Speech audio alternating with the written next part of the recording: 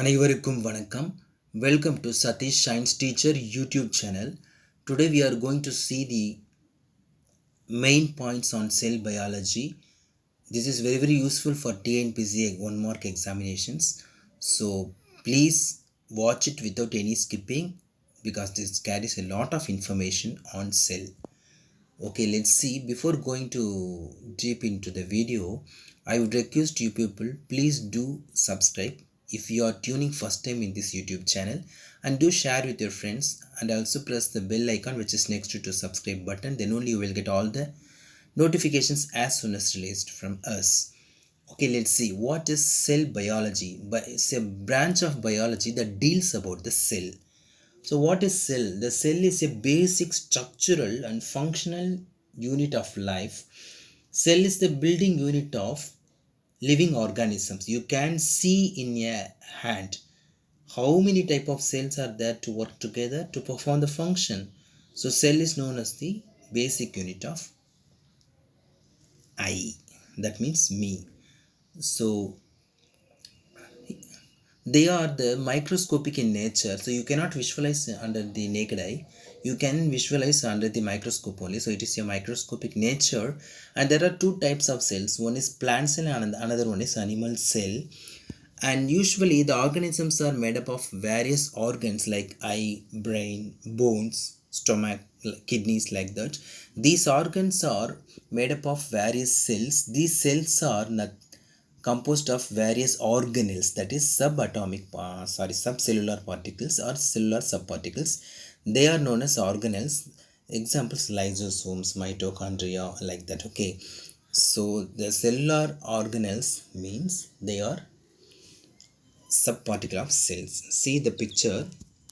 This is a schematic diagram of the cell. So this cell has a outer membrane which is known as the plasma membrane, and inside the cell there is a control area that is known as nucleus.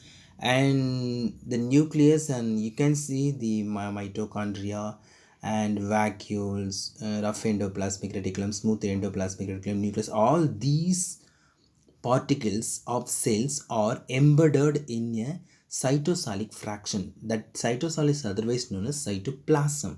So here the cytoplasm, that means the cell is filled with cytoplasm. Cytoplasm is a jelly like structure. It is very useful for all the cellular activities. So say example, the nucleus carries the some of the protein synthesis. So the nucleus, inside the nucleus there are DNA, RNAs are there. These DNAs are coded for the protein synthesis. Then the mRNAs are secreted from the nucleus and enters into the cytosol, that means cytoplasm. Then they are going to the endoplasmic reticulum, bind with endoplasmic reticulum. Thereby they are initiating the protein synthesis. So once the protein synthesis is started in the rough endoplasmic reticulum, then they are moved into the another part. Then finally it will reach the out of the cell for various purpose. So the cytoplasm is otherwise known as the area of movement. Okay, let's see the organelles detail. So cell organelles, first we will see the cell wall. It is a protective and supportive layer. It found in plant cells only. So you cannot visualize in the animal cells. You cannot found or spot it in the animal cell because it is only found in the plant cells. It is a protective and supporting layer. Because of the presence of cell wall, the plants tissues are very rigid in nature. And plasma membrane or cell membrane, it is a boundary of all cells, especially in the animal cells. Okay, and this next one is cytoplasm. It is a cytosolic part. It is a fluid in nature, area of movement. All organelles are found in this region, so it is known as cytoplasm. The fourth one is nucleus. It is in most eukaryotic cells. See, U means true, karyotic means presence of nucleus. So eukaryotic animals all containing the eukaryotic nucleus. Okay, let's see the some of the organelles that found only in the plant cells. So organelles found only in the plant cells. First one is cell wall. So it is a schematic representation of a cell of plant cell. This one is a plant cell that holds the nucleus inside it, and outer of the cell membrane. See, these are the protective wall, that means cell wall. So this cell wall only gives the plant cells rigid and stiffness, then only the plants are uprightly straightly hold it or land it. So this is the nature of cell wall. And the next one is chloroplasts. Chloroplasts are the green pigments that has a two layer. Inside the two layer there is a thylakoids, that means it looks like a coins are arranged one by one on the one, like that. So it is found in the plant cells only, so it is known as a food producers. Because of the presence of this chloroplasts, there is a photosynthesis happening in the plant cells, so they are the true food producers. And the third one is large vacuole that is found in the plant cells. It contains water molecules, inorganic materials and organic materials. So this is the larger vacuoles that found only in the plant cells. And next, the organelles found only in the animal cells. Centriole is the spindle fibers in cell division. So when the cells are undergoes a cell division, in the time, see this is a cell, assume this is a cell, and the nucleus is ready to split into two halves for further cell division. That time the centrioles are formed in the on either side of the pole region. From the centrioles there is a spindle fibers are formed. These spindle fibers are attached to the nuclear materials and pull the daughter nuclei towards the periphery. Then only the cells gets detached from one from other. So the centrioles are very very essential for cell division. So it is found only in the animal cells. Small vacuole in the plant cell, there are larger vacuoles are there. In the plants, in the animal cell, only these vacuoles are small vacuoles. It also contains water molecule, organic molecules and inorganic molecules. And next one is common organelles.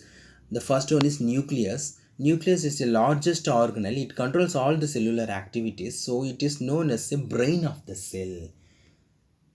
And the next one is ribosomes. Ribosomes, it contains RNAs. That's why it is known as ribosomes. RNA stands for ribonucleic acids. So it synthesizes the proteins and polypeptides. And the third one is cytoplasm. All organelles are embedded in the cytoplasm only. So it is an area of movement I told you earlier. And the fourth one is endoplasmic reticulum. It is a two type, smooth endoplasmic reticulum and rough endoplasmic reticulum. Smooth endoplasmic reticulum involves in the synthesis of lipids, whereas the rough endoplasmic reticulum involves in the protein synthesis. And the next one is fifth one, Golgi body. It looks like here it is a schematic representation of Golgi body. On the either end, continuously the vacuoles are formed, so it is ready to detach. So complex are union of vesicles, folded membranes. It involves intracellular transports. That's a very very simple process. And the sixth one is mitochondria. Mitochondria is a bi means two layer covering organelle. So inside it there is a cristae, like these structures are known as cristae. See, this is the wall of the mitochondrial wall. It is a mitochondrial wall, and these are known as cristae. Cristae. This cristae. See, this mitochondria it is a site of aerobic respiration because it produces ATP. ATP means adenosine triphosphate. This adenosine triphosphate undergoes a lytic process. That means they split into ADP, adenosine diphosphate, and phosphate. In addition to, they gives energy. So this energy is always utilized by the functions of any cellular activities, and this phosphate is the energy giving atom. So in this way it gives the respiration. So it is known as the area of respiration. So it is a site of aerobic respiration also. So it is known as the powerhouses of the cell. And the last one is lysosome. Lysosome, it is otherwise known as suicidal bags. It maintains digestive compartment. It is the main digestive compartment. It contains main lytic enzymes. Lytic means splitting. So it lyses anything. So it contains main lytic enzymes. It lyses a cell. So it lyses a cell. So whenever the cell wants to disintegrate himself, immediately it produces more large number of lysosomes. Then the cells ultimately gets death. So this process is known as apoptosis. Okay, so that's all about the cell and its organelles. So I think it is very very useful for you. Definitely it will be the eye opener for you. So thanks for listening, student. Thank you. If you are tuning first time in this YouTube channel, please do subscribe and don't forget to press the bell icon and do share with your friends. Then only your friends also get benefited. So thanks for listening, students. Thank you.